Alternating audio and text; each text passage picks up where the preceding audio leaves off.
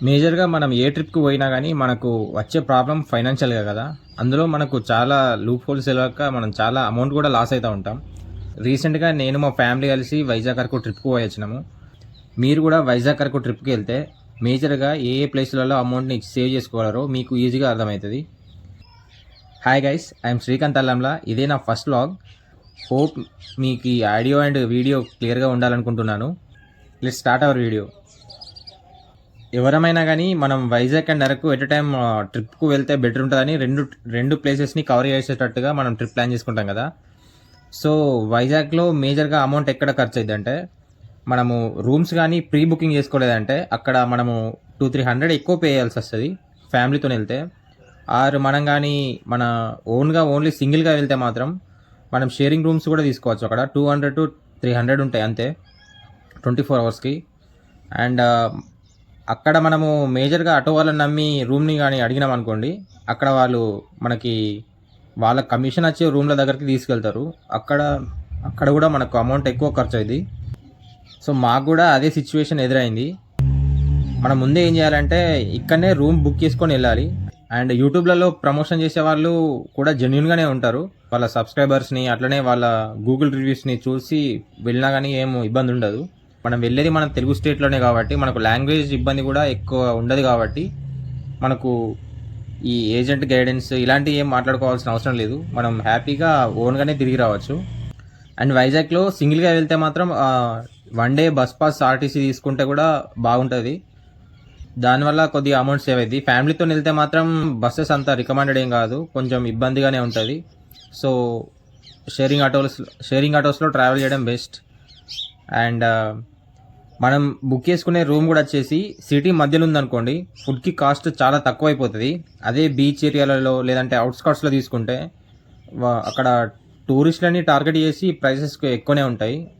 అది గూడా నోట్ చేసుకోవచ్చు. అండ్ నెక్స్ట్ డే మనం అరకెళ్తాం గదా! అరకుకు వెళ్ళేటప్పుడు గూడా రూమ్‌ని ముందే బుక్ చేసుకొనెళ్ళాలి. అక్కడ క్యాబ్ వాళ్ళని గానీ, లేదంటే అక్కడ పోయిన తర్వాత లగేజ్ పట్టుకొని రూమ్‌లకి డైరెక్ట్ పోదామంటే గూడా వాళ్ళు చార్జ్ ఎక్కువనే అంటారు. సో, మనము ప్రీ బుకింగ్ చేసుకొని పోతేనేమో వైజాగ్‌లో ఒక 800ల రూమ్ దొరుకుతది. మంచి రూమ్ దొరుకుతది. అండ్ అరకులో మేము పోయినప్పుడు 1000లో మంచి రూమ్ దొరికింది. అంటే రిసార్ట్‌లో దొరికింది. అండ్ సీజన్‌లో పోతే మాత్రం కొంచెం ప్రైస్ ఎక్కువనే ఉండొచ్చు. సీజన్‌ని బట్టి ప్రైస్ మారుతా ఉంటాయంట అక్కడ. అండ్ సింగిల్‌గా పోతే మాత్రం ఈ రిసార్ట్ తీసుకోవడం కన్నా సిటీలో మన బిల్డింగ్స్‌లలో రూమ్స్‌ని 400-600 మధ్య వాళ్ళు అలోట్ చేస్తారు. అట్లా పోతే కూడా మనం బెనిఫిట్ పొందొచ్చు. పెద్ద డిఫరెన్స్ అంటే ఏముండదు. రిసార్ట్‌లో ఉన్న వాళ్ళే మళ్ళీ సిటీకొచ్చి తినడానికి అన్నిటికి కష్టపడాలి. అరకు లోకల్‌లో అది అరౌండ్ బస్ స్టాండ్ ఏరియాలో ఉన్న వాళ్ళకే ఫుడ్ అన్నీ అవైలబుల్‌గా కంఫర్ట్‌గా ఉంటాయి. అండ్ ఫ్యామిలీతోనెళ్తే మాత్రం రిసార్ట్ బుక్ చేసుకోవడం మంచిగా కంఫర్ట్ ఉంటది. అండ్ మనం అరకు దిగిన వెంటనే మనం మోస్ట్‌లీ 80% ఆఫ్ ద పీపుల్ చేసే మిస్టేక్ ఏందంటే, వైజాగ్ నుంచి అరకు ట్రావెల్ చేసేటప్పుడు ఫస్ట్ అరకు వచ్చే ముందు స్టేషన్ బొర్రా కేవ్స్. పీపుల్ ఏం చేస్తారంటే మోస్ట్‌లీ బొర్రా కేవ్స్‌లో దిగి, మళ్ళీ అరకులోకి పోయి, అరకులో నైట్ ట్రైన్ ఎక్కి, మళ్ళీ రిటర్న్ అయిదామని చూస్తారు. కానీ అరకు పోవాల్సింది వెదర్‌ని ఎంజాయ్ చేయడం కోసం. అక్కడ వ్యూస్ కన్నా. వ్యూస్ కూడా ఎక్సలెంట్‌గా ఉంటాయి. నో డౌట్ అందుల. కానీ ఒక 1 డే 2 డేస్ అరకులో స్టే చేస్తే ఇంకా బాగుంటది పోయినందుకి. మా అంటే only food and room charges అయితాయి. 1 డే‌నే తిరిగి వద్దామనుకుంటే బొర్రా కేవ్స్‌లో దిగి అరకు మళ్ళీ వచ్చి అరకు నైట్ ట్రైన్‌లో మళ్ళీ రిటర్న్ అవ్వడము వైజాగ్‌కి. కానీ అక్కడ ప్రాబ్లమ్ ఏమైతదంటే, బొర్రా కేవ్స్‌లో ఖచ్చితంగా యూనియన్ వెహికల్సే ఉంటాయి. వేరే ప్రైవేట్ వెహికల్స్ ఏం కనబడవు. సో, అక్కడ వాళ్ళు చెప్పినంత ప్రైస్ మనం పెట్టి బొర్రా కేవ్స్ టు అరకు ఉన్న ఒక 4, 5 స్పాట్లు అనుకుంటా అంతే. ఆ స్పాట్లు చూసేసి మళ్ళీ అరకు ట్రైన్‌లో రిటర్న్ అవ్వడం అంతే. కానీ అడ్వాంటేజ్ ఎట్లా దొరుకుతదంటే, అరకులో దిగాలి. అరకులో దిగి మనం చిన్న ఆటో ఏదో మాట్లాడుకొని మన రూమ్‌కెళ్ళిపోవాలి. లోకల్ చార్జ్ ఎక్కువ ఏం తీసుకోరు. తక్కువనే ఉంటాయి. ఒకసారి ఫస్ట్ అయితే మనం ఆ రైల్వే స్టేషన్ నుంచి బయటికి రావడానికి ట్రై చేయాలి. ఎందుకంటే ఆ రైల్వే స్టేషన్‌లో మొత్తం యూనియన్ పీపులే ఉంటారు. రండి, రండి మేము తక్కువ ఇస్తాం అది ఇది అంటారు గానీ, ఏం తక్కువ చేయరు. యూనియన్ ప్రైస్ ఒకటుంటది. దాన్నే వాళ్ళు ఫాలో అయితారు. అండ్ మనకు కూడా వేరే ఛాన్స్ ఏం దొరకదు ఆ రైల్వే స్టేషన్ సరౌండింగ్స్‌లో ఉన్నంత సేపు. అందరూ వాళ్ళే ఉంటారు కాబట్టి, వేరే వాళ్ళని అలో చేయరు. ఆ ప్రైస్ అనేది చాలా ఎక్కువ ఉంటది.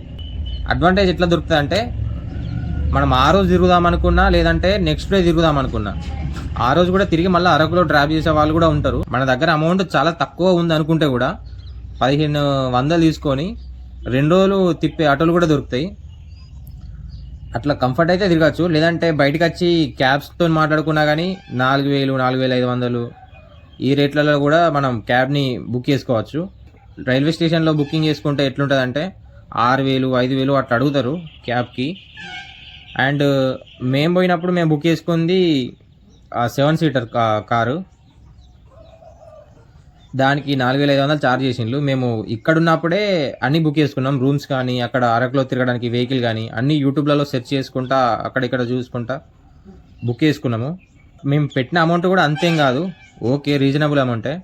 కానీ మనం డైరెక్ట్గా పోతే మాత్రం 1000-1500 వెహికల్కి ఎక్కువ ఖర్చు అవుతాయి. అండ్ రూమ్కి కూడా మనం 300-400 ఎక్కువ పే చేయాల్సి ఉంటుంది డైరెక్ట్గా పోతే. ఇది బాగా డిసడ్వాంటేజ్ అయింది. అండ్ ఫుడ్ విషయానికి వచ్చేసరికి మనం ఏ ప్లేస్లో పోయినా కానీ రెస్టారెంట్ని బట్టి రేట్ ఉంటాయి, దాంట్లో మనం ఏం చెప్పలేము. అండ్ మనం ఇంకొకటి ఎక్కడ మోసపోతామంటే, మనము వెహికల్ని మాట్లాడుకుంటాం కదా, 2 days కంప్లీట్గా ఎక్కడికంటే అక్కడ తిప్పుతా అని ముందు అంటారు వాళ్ళు. కానీ తర్వాత వాళ్ళ లిస్టును చూపెట్టి మేము ఈ ప్లేస్లు మాత్రమే కవర్ చేస్తాము, మాకు ఆ ప్లేస్లు మా లిస్టులో లేవు, అక్కడికి తిప్పరాదు, లేదంటే అక్కడికి గలీజ్గా ఉంటుంది, అక్కడికి పోనీయరు, అది ఇది అని చెప్తారు. సో మనం ఫస్ట్ ప్లేసెస్ని క్లియర్గా మనం నోట్ చేసుకొని వాళ్ళకి ముందు చెప్పి తర్వాత మనము అమౌంట్ పే చేయాలి. ఇది కొంచెం బెటర్గా ఉంటుంది. ఒకసారి అమౌంట్ పే అయిందంటే వాళ్ళకి అంతే స్టిక్ అయిపోతారు దానికి.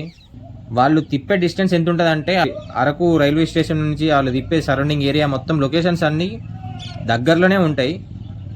ఎటు ఒక 30 కిలోమీటర్స్ లేదంటే 10 కిలోమీటర్స్. వాళ్ళు స్పాట్ని స్టార్ట్ చేయడం ఫస్ట్ బొర్రా కేవ్స్లో స్టార్ట్ చేస్తారు కదా, ఆ బొర్రా కేవ్స్ నుంచి మళ్ళీ 5 కిలోమీటర్లు పోయినాక ఇంకో స్పాటు, మళ్ళీ 2 కిలోమీటర్లు పోతే ఇంకో స్పాటు, అట్లనే అన్నీ కవర్ అవుతుంటా ఉంటాయి.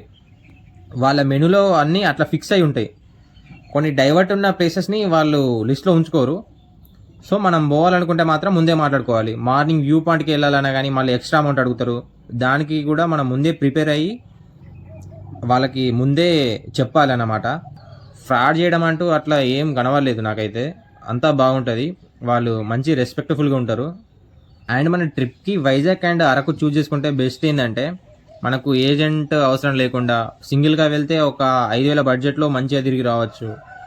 మనం పేరుగా వెళ్తే ఒక 15K మ్యాక్స్ 20Kలో రిటర్న్ అవ్వచ్చు.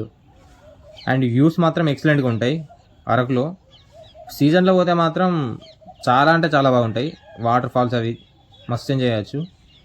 అండ్ నా వీడియో హోప్ మీకు నచ్చిందని అనుకుంటున్నాను. అండ్ నెక్స్ట్ వీడియోలో మళ్ళీ కలుద్దాం. బాయ్.